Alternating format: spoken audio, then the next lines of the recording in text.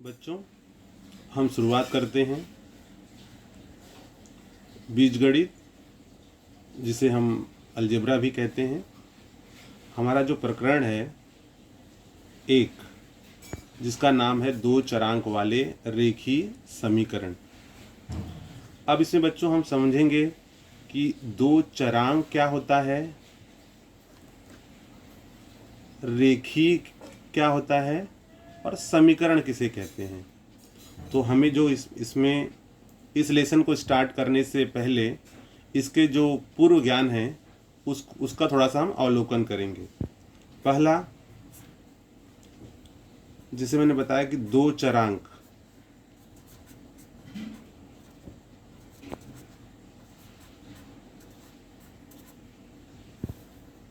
चरांक वाले समीकरण।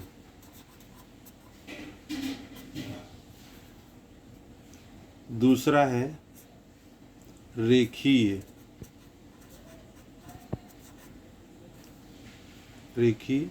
या इसे हम रैखिक भी कहते हैं।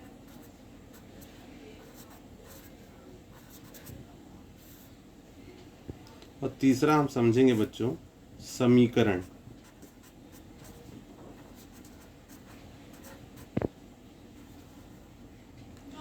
बच्चों, अभी आप देखोगे कि इस लेसन को हम स्टार्ट करें दो चरांक वाले रेखीय समीकरण, तो इसके जो टर्म्स हैं चरांक, रेखीय और समीकरण, इसे समझना जरूरी है। बच्चों, अभी आपको दो चरांक वाले रेखीय समीकरण, इस पर हम बाद में आते हैं। पहले हम देखेंगे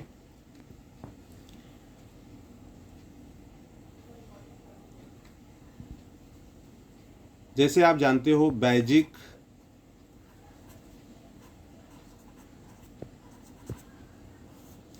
व्यंजक,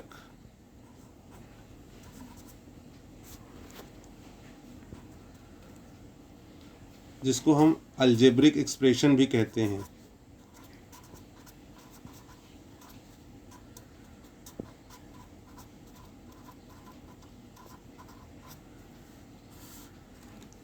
और इसके बाद में हम समीकरण।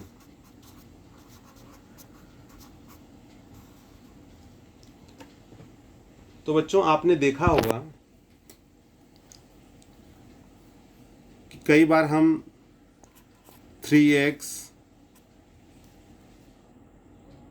5y 3x + 2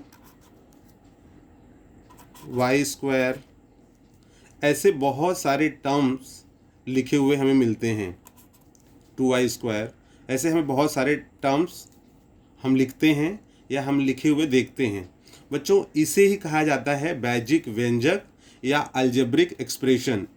अलजेब्रिक एक्सप्रेशन का मतलब होता है यहाँ पर कि आपको यह एक्सप्रेस करता है कि यह क्या चीज़ है या किसके बारे में बताया गया है। अगर यही एक्सप्रेशन हम यहाँ पर लिखते हैं, इस व्यंजक को यहाँ पर लिखते हैं 3x + 2, यहाँ हम बराबर का चिन्ह डालते हैं और हम यहाँ लिख देते हैं 6। तो ये हमारा एक, जिसे हम बैजिक व्यंजक कह रहे हैं, 3x + 2। चूँकि हमने यहाँ पर बराबर यह चिन्ह यूज़ किया है, अब हम इसे समीकरण कह सकते हैं। समीकरण क्यों कह सकते हैं? क्योंकि यहाँ पर बराबर का चिन्ह यूज़ किया गया है। अगर आप देखोगे 9th में आपने पढ़ा है LHS और RHS। LHS और RHS, इनके बीच में ये जो चिन्ह बराबर का चिन्ह होता है, इसे हम बराबर, अगर दोनों तरफ बराबर दर्शाया गया है तो इस प्रकार लिखे गए व्यंजक को ही हम समीकरण कहते हैं। तो बच्चों, आपको समझ में आ गया होगा कि 3x 5y 3x + 2 2y², ऐसे x और y के टर्म्स में जो आपको गणितीय स्वरूप में अंक लिखा जाता है, उसको हम बैजिक व्यंजक कहते हैं। उस व्यंजक के साथ में यदि बराबर का चिन्ह अगर हम उपयोग करते हैं तो वह व्यंजक जो है व्यंजक न कहला करके वह समीकरण कहलाता है। अब बच्चों हम देखेंगे इसमें हमारे पास एग्जाम्पल है 4x - 5 = 0।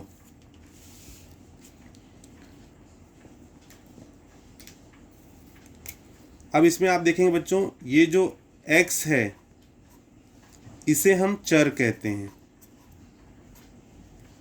और जो यहाँ पर 5 है इसको हम अचर कहते हैं।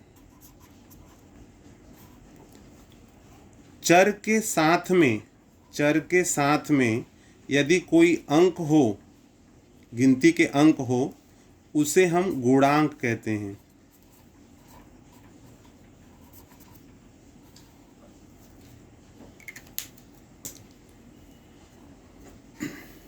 बच्चों आप देखोगे कि इसमें x को चर कहा गया है, तो चर का मतलब क्या होता है? चर हम किसे कहते हैं? चर का मतलब यहाँ गणितीय स्वरूप में होता है बदलना। अब क्या बदलेगा? तो आप देखोगे जैसे 4x - 5 = 0 है, इसे हम हल करेंगे तो x का मान हमें प्राप्त होगा। ऐसे ही जब समीकरण बदलेगा तो x के मान भी बदलते जाएंगे। तो इस प्रकार अल्फ़ाबेट्स के जो अक्षर होते हैं जैसे A, B, C ऐसे लेकर के X, Y, Z इत्यादि को हम चर कहते हैं और चर का मान जो है वो बदलता है, इसलिए हम इसको चर कहते हैं। अब इसके बाद में आप देखोगे बच्चों अचर। अचर क्या होता है? तो आप समीकरण में देखेंगे जो अंक स्थायी रूप से हैं, जैसे अगर मान लीजिए हमने अपनी पुरानी कक्षाओं में या पहली कक्षा में अगर हमने गिनती पढ़ा 1 से 100 तक या 200 तक, तो वो जो अंक हमने 1 पढ़ा है कि 1 का मान 1, 2 का मान 2, 3 का मान 3, तो ये आगे चल करके अगर हम बड़ी कक्षाओं में पहुंच जाते हैं तो हम देखते हैं कि जो हमने गिनती पढ़ा है उसका जो मान है वो बदलता नहीं है। तो उसी प्रकार जब समीकरण में चरांक के साथ में अंक अगर नहीं है, जैसे यहाँ पर है 4x - 5, तो 5 जो है ये अचर है। अचर को जैसे यहाँ पे चर है इसको हम वेरिएबल्स भी कहते हैं इंग्लिश में, और अचर को कांस्टेंट मतलब होता है स्थिर, वो स्थिर है, उसके मान जो है बदलेंगे नहीं। तो यहाँ पर जैसे जो भी अंक अगर आपको मिलते हैं जैसे 1 है, 2 है, 3 है, ऐसे अनंत जो अंक प्राप्त होंगे उसको हम अचर कहेंगे। तो इस प्रकार आपको समझ में आ रहा होगा बच्चों कि 4x - 5 = 0 है, इसमें x जो है अचर है, 5 या जैसे 0 है, ये सभी अचर हैं, और अगर चर के साथ में जो गिनती के अंक लिखे गए होंगे उसे हम गुणांक कहेंगे। बच्चों अब हम देखेंगे कि एक चरांक वाले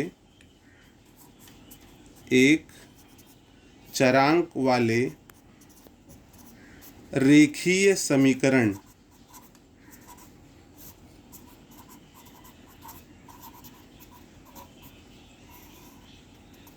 एक चरांक वाले रेखीय समीकरण, तो इसका मैं आपको एग्जाम्पल दूंगा। एग्जाम्पल है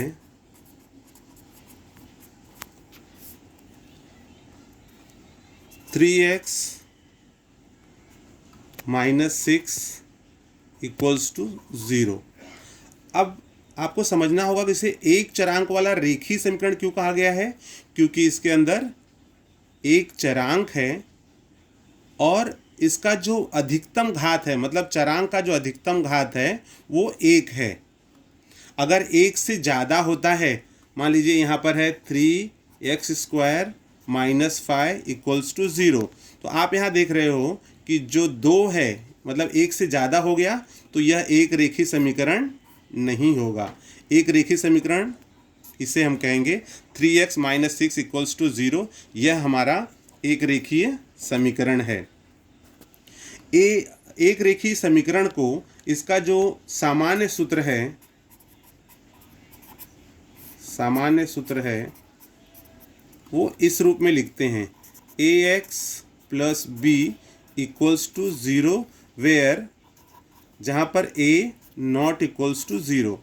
बच्चों यदि ax plus B equals to zero है तो इसे हम कहेंगे एक चरांक वाला रेखीय समीकरण, लेकिन शर्त वो होना चाहिए कि यहाँ पर a का मान ज़ीरो नहीं होना चाहिए। यदि a का मान यहाँ पर ज़ीरो होगा तो फिर जैसे मान लीजिए हम मानते हैं यहाँ पर कि a का मान माना a बराबर ज़ीरो, अगर इसको हम इस समीकरण में रखते हैं तो हम क्या देखेंगे, a की जगह पर हो गया zero into X plus B equals to zero, तो ये ज़ीरो हो गया, plus B equals to zero, तो b इक्वल्स टू ज़ीरो। तो हमें यहाँ पर क्या मिलेगा, एक कांस्टेंट का मान मिलेगा, एक अचर का मान प्राप्त होगा। तो इस प्रकार से हम यहाँ पर a का मान ज़ीरो नहीं होना चाहिए।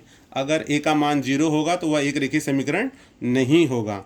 तो अगर हम जानना चाहें कि एक रेखीय समीकरण क्या होता है, तो वह समीकरण जिसके चरांक का घात अधिकतम घात एक हो और उसके अंदर एक ही चरांक का उपयोग किया गया हो, वह कहलाता है एक रेखीय समीकरण। बच्चों अभी आपने इसमें देखा होगा कि समीकरण हमने आपको बता दिया, यहाँ पर आपको समझाया मैंने कि अगर आपको वैजिक व्यंजक दिया है और उसके दूसरे तरफ यानी आपको बायां पक्ष दिया है और दूसरी तरफ दायां पक्ष है, उसके बीच में यदि बराबर का चिन्ह हो, बराबर को हम यहाँ पर समानता का भी चिन्ह कहते हैं, तो अगर समानता का चिन्ह हो यानी LHS और RHS के बीच में बराबर का चिन्ह हो तो उसे हम समीकरण कहते हैं। अब बच्चों हम देखेंगे इसमें यह रेखीय या रैखिक क्यों है, रेखीय या रैखिक क्यों है।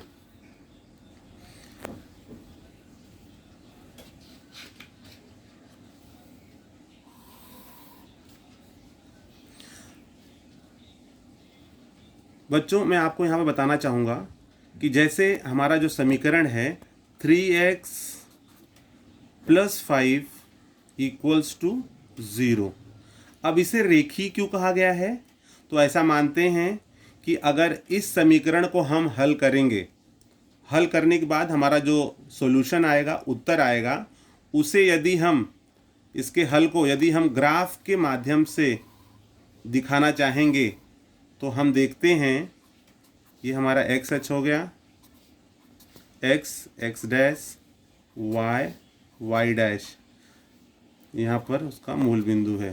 तो ये हमारा जो ग्राफ है, अगर इस समीकरण को हम ग्राफ के माध्यम से समझना चाहेंगे तो हम देखेंगे कि हमें एक सीधी रेखा प्राप्त होती है, वो चाहे इस प्रकार से प्राप्त हो या रेखा इस प्रकार से प्राप्त हो या रेखा इस प्रकार से प्राप्त हो, लेकिन हम देखेंगे कि इस समीकरण को अगर हम ग्राफ पर समझना चाहेंगे तो हम देखेंगे कि हमें एक सीधी रेखा या सरल रेखा प्राप्त होती है, इसलिए इसको रेखीय या रैखिक समीकरण, रेखीय या रैखिक समीकरण कहा जाता है।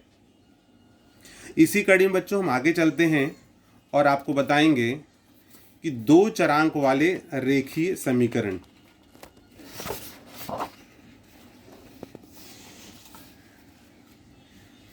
जो हमारा आज का लेसन है, 10th का जो पहला हमारा पाठ है, दो चरांक वाले रेखीय समीकरण, दो चरांक वाले रेखीय समीकरण।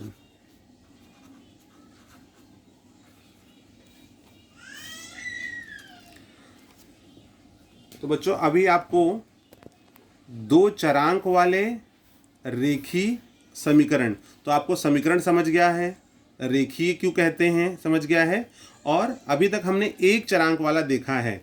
अब हम देखेंगे दो चरांक वाले रेखीय समीकरण कौन से होते हैं। उदाहरण है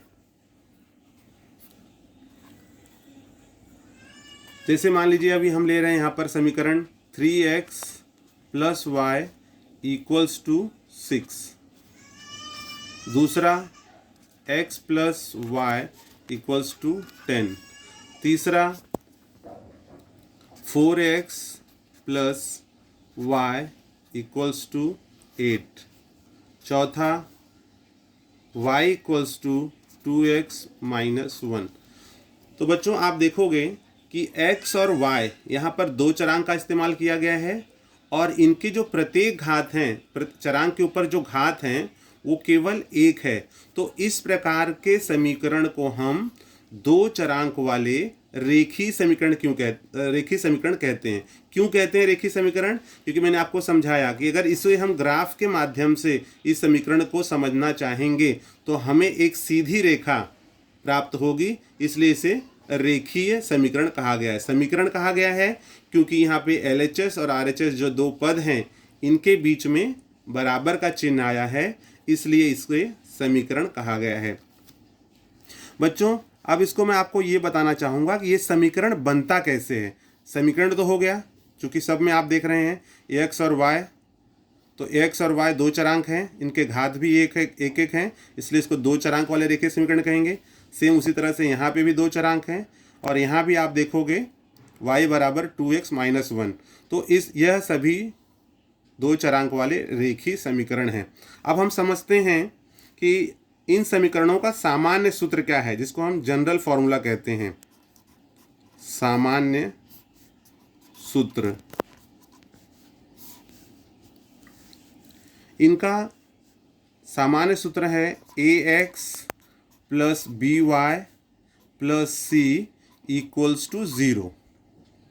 अर्थात बच्चों यहाँ पर हम देखते हैं जो हमारा पहला इक्वेशन है उसको अगर इस रूप से हम कंपेयरिंग करें, तुलना करें, तो जैसे 3x plus Y equal to 6, ये हमारा पहला इक्वेशन जो यहाँ का है वो दिया हुआ है।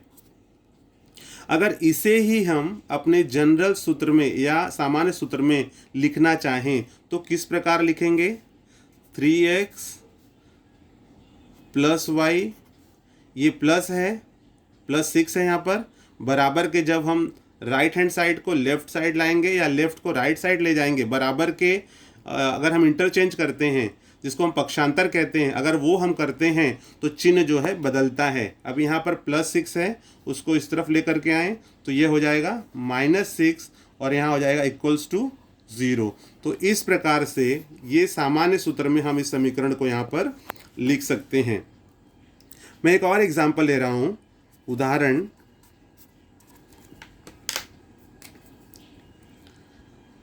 4x plus 5y equals to 6। ये हमारे पास एक उदाहरण है 4x plus 5y equals to 6। इसको अगर मैं सामान्य सूत्र में लिखता हूँ तो मैं इस प्रकार लिखूँगा 4x plus 5y minus 6 equals to 0। बच्चों अब इसका हमें तुलना करना है अपने सामान्य सूत्र के साथ में और a b c के मान ज्ञात करने हैं। तो हम यहाँ देखेंगे ax plus by plus c equals to 0 के साथ तुलना करने पर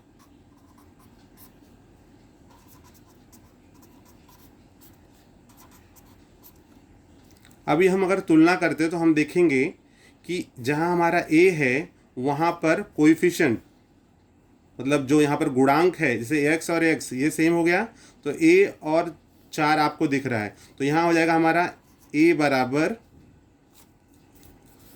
बराबर हमें 4 मिलेगा। दूसरा है अगर हम यहाँ तुलना करते हैं b, तो b के स्थान पर यहाँ पर 5 है, y बराबर है, तो यहाँ हमें मिलेगा b बराबर 5। और इसके साथ में आप देखेंगे जो हमारा कांस्टेंट है c के साथ में आप देखोगे भले यहाँ प्लस c है लेकिन यहाँ पर चिन्ह अगर प्लस होता तो हम डायरेक्टली 6 लिखते, लेकिन यहाँ पर प्लस है और यहाँ माइनस है तो c का मान हो जाएगा माइनस 6। तो इस प्रकार बच्चों अगर आपको जो समीकरण दिया हुआ है उसमें चरांक का घात अधिकतम घात 1 हो और दो चरांक का इस्तेमाल किया गया हो, उसे हम कहते हैं दो चरांक वाले रेखीय समीकरण। तो बच्चों आपको समझ में आ गया होगा कि एक चरांक वाला रेखीय समीकरण तथा दो चरांक वाला रेखीय समीकरण क्या होता है या उसमें डिफरेंस क्या है, ये आप पहचान सकते हो। मैं एक बार आपको ये बताना चाहूँगा कि जो दो चरांक वाले समीकरण हैं उसका डेफिनेशन, उसकी परिभाषा क्या होती है। तो अभी आप बच्चों देखोगे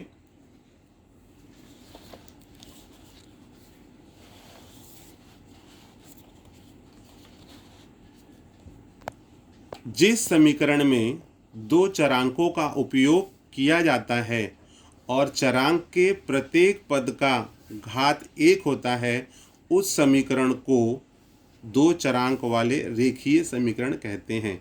बच्चों मैंने आपको चरांक क्या होता है, प्रत्येक पद का घात क्या होता है और समीकरण क्या होता है, ये आपको मैंने समझा दिया है। उदाहरण के माध्यम समझ रहे हैं। 5x + 3y = 9। यहाँ पर दो चरांक का इस्तेमाल किया गया है, उनके जो घात हैं वो 1-1 हैं। इस समीकरण में x तथा y दो चरांकों का उपयोग किया गया है, प्रत्येक पद का घात 1 है, इसलिए यह दो चरांक वाला रेखीय समीकरण है। मैंने आपको ये भी समझा दिया है समीकरण का सामान्य सूत्र ax + by + c = 0। यह समीकरण का सामान्य सूत्र है जिसमें a, b तथा c यह वास्तविक संख्या है। शर्त यहाँ पर है कि a ≠ 0 तथा b ≠ 0। a और b का मान 0 नहीं होना चाहिए। यदि a का मान 0 हो गया तो वो एक चरांक वाला समीकरण हो जाएगा। यदि खाली b का मान 0 हो गया तो भी वो एक चरांक वाला रेखीय समीकरण हो जाएगा। यदि दोनों का मान हम 0 रख देंगे तो हमें सिर्फ अचर का मान प्राप्त होगा। इसलिए यदि हमें दो चरांक वाला रेखीय समीकरण लिखना है तो शर्त होनी चाहिए कि a और b का मान वहाँ पर 0 न हो।